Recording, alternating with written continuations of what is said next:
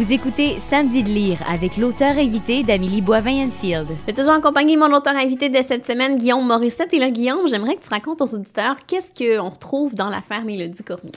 Bien, Mélodie Cormier, elle est simplement disparue. Le livre, la base du livre, c'est que Mélodie s'est rendue à l'école en autobus et puis elle n'est pas rentrée dans l'école. Alors, dans un espace de quelques mètres, de quelques secondes, on n'a plus de traces de Mélodie et les appels se mettent à rentrer à partir du moment où les enquêteurs sont mis au courant qu'il y a un enfant qui est disparu. Et dans un endroit comme Trois-Rivières, nul besoin de vous dire que c'est le branle-bas de combat dans ce temps-là. Ça ressemble un peu à Cédrica Beaubrancher. C'est sur le fond, Cédrica, mais ça n'a aucun lien dans les histoires. Mais comme il y a eu l'affaire Cédrica, il y a 9 ans, veut pas, c'est sûr qu'il y a un fond là-dedans où que les gens sont encore... ça a beaucoup ébranlé la ville de Trois-Rivières. Ah ben oui, il y a des stigmates très importants sur cette histoire-là, Trois-Rivières. Alors, on perd Mélodie et on a des appels, les informations rentrent. Il y a un pick-up noir qui a été aperçu avec un enfant dedans. Et son père a un pick-up noir et son père se met à compter des mensonges aux policiers à côté, noir sur blanc, et il est suspect numéro 1 en commençant. Il ment et il donne des faux alibis. Il se met dans la gueule du loup complètement. L'histoire commence comme ça. Alors, le père de Mélodie, Gilbert, est vraiment dans le pétrin. Puis en même temps, il y a une histoire parallèle qui se passe à Trois-Rivières. Au même moment, il y a un jeune homme qui reçoit des lettres chez lui avec des espèces d'énigmes dedans, une espèce de chasse au trésor en ville, où on lui demande d'aller, va voir là, tu vas trouver quelque chose. Et puis, ça ne l'intéresse pas pantoute, mais la personne lui dit, moi, je sais comment tes parents sont morts, puis toi, tu sais pas. Fait que va chercher. Fait que ses parents sont effectivement décédés quelques mois précédemment. Et puis, l'enquête est close. Ses parents sont allés prendre une marche dans le bois, sont jamais revenus. Ils ont retrouvé mort frigorifié. Ça aurait très bien pu passer comme une mort banale de 2 personnes qui se sont perdues dans le bois. Et tout. Alors là, Marco reçoit des informations comme quoi ça serait peut-être pas ça. Mais pourtant, les autopsies ont eu lieu, tout est clean. Ses parents sont vraiment morts d'hypothermie dans le bois. Il n'y a pas de foul play là-dedans. Il n'y a pas rien qui apparaît pas correct. Alors, les 2 histoires vont se télescoper ensemble à un moment donné. Quelque part. Et on ne sait pas qu'est-ce qui va se passer. Il faut lire le livre pour savoir la suite. Pour savoir. Ça brasse à un moment donné, il se passe des choses. Et là, tu as publié récemment Terreur domestique, à peine quelques mois après la sortie de l'affaire Mélodie Cormier. Un an. Un an? Oui, mars 2015, okay. Mars 2016, oui. Dans les 2 cas, c'est sorti un petit peu avant le Salon du livre de Trois-Rivières. Et parlons-en de cette histoire-là. On retrouve ton inspecteur Jean-Sébastien Héroux, qu'on a connu dans l'affaire Mélodie Cormier. Mm-hmm. C'est une étude de plus. Terreur domestique, c'est vraiment une étude. Je me suis fait prendre à mon propre jeu. Je me suis toujours demandé comment que des gens pouvaient devenir extrémistes. J'ai très peur de l'extrémisme, c'est quelque chose. Je suis un gars qui dialogue, je suis un gars curieux, un gars d'arguments.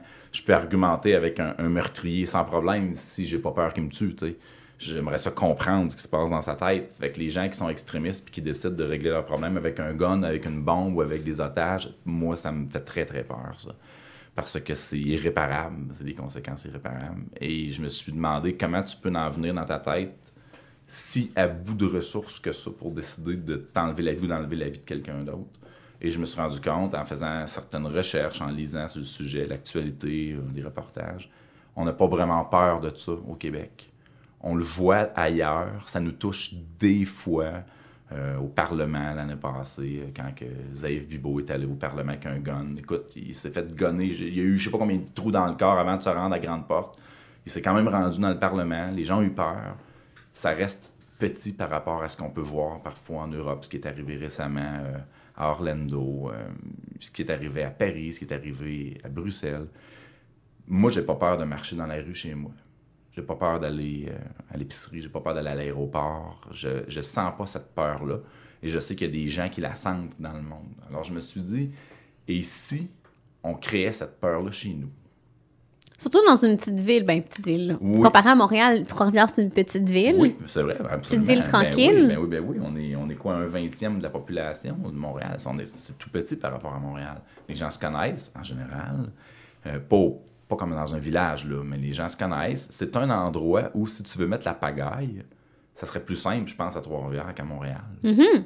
Je sais pas, il y a un fond de liberté encore en région qui existe, d'autonomie. C'est un peu sur le déclin, je te dirais. On commence à recevoir la contamination des grands centres, ce qui n'est pas mauvais aussi, ça va bien pour ça. Mais je vois mal des terroristes arriver puis vouloir enlever la liberté dans une ville comme Montréal en 15 secondes. T'sais. Ce ne sera pas un acte. On l'a vu avec la guerre des motards, on a vu, il y a une bonne réaction, autant des forces de l'ordre que de la population, les gens tiennent à leur liberté. Ça va être tough de l'enlever ici.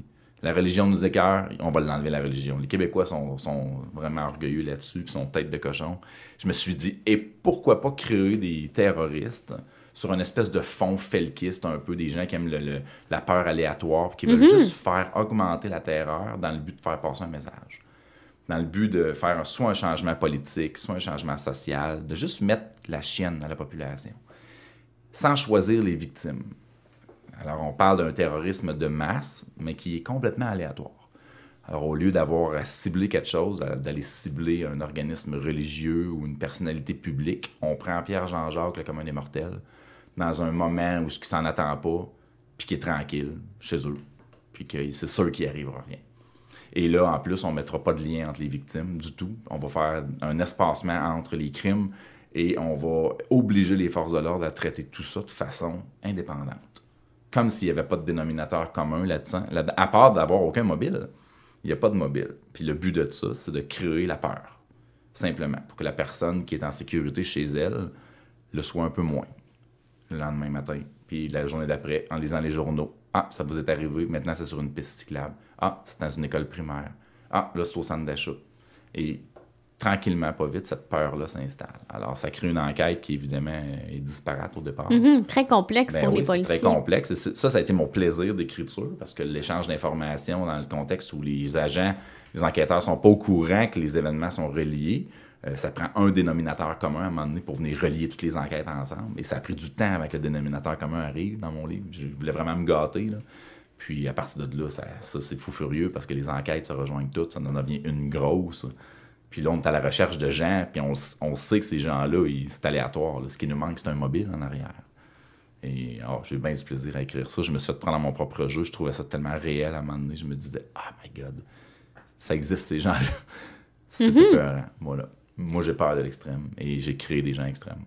Et il utilise de la dynamite. Tu as dû faire de la recherche, justement, pour bien nous expliquer comment ça fonctionne. Moi, j'ai appris des trucs sur la dynamite. Là. Je pensais pas que ça pouvait sauter comme ça. Ben moi non plus. La dynamite, pour moi, c'est dans Roadrunner avec le coyote. Et puis, je veux dire, c'est une dynamite, tu l'allumes. C'est comme dans les Dalton avec Lucky Luke. T'as la pitch, puis ça saute. J'ai appris que c'est absolument pas ça. C'est très différent. Cette mentalité-là du tube de nitroglycérine avec un détonateur, c'est archaïque, ça date de plusieurs années. Les détonateurs ont changé. J'ai appris plein de choses. J'ai parlé avec un artificier qui m'a expliqué comment c'était contrôlé aujourd'hui. Ne trouve pas de la dynamite qu'il veut. C'est très, très contrôlé sur les chantiers. Tu peux pas décider toi-même d'aller faire sauter quelque chose. La plupart des gens qui utilisent des explosifs les créent eux-mêmes maintenant de nos jours. Ils vont chercher quelque chose avec du chlore, des fertilisants et tout, et ils vont créer leurs propres explosifs. Dans mon livre, c'est de la vraie dynamite. Alors, il fallait que j'en trouve, j'en ai cherché, j'en ai trouvé. Il fallait que je sache si c'était vrai que ça existait encore. Si oui, quel était l'état de conservation optimal. C'est possible que ça fasse encore des dommages, comme un obus, mettons, qu'on trouve sur la plage. Est-ce que cet obus-là est dangereux?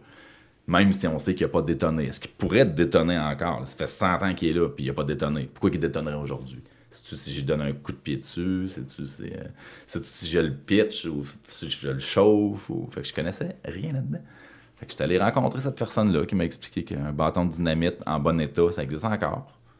Des anciens bâtons de dynamite avec des détonateurs au fulminate de mercure et puis qui étaient très toxiques. Ça n'existe plus maintenant aujourd'hui. Et ça prend, dans certains contextes, un état de conservation. Ça fonctionne. Tu pourrais avoir des dynamites qui sont encore dangereuses. Et à partir de là, si tu veux les faire exploser, voici comment. Alors là, il m'a expliqué que ça prend une détonation, ça prend un détonateur.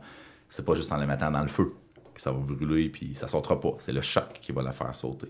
Alors, il m'a tout expliqué que si ça brûle sans choc, ben tu vas tout simplement perdre ton bâton de dynamite. Et là, je revoyais mon enfance avoir des mèches allumées puis pour me rendre compte que ça marche pas comme ça.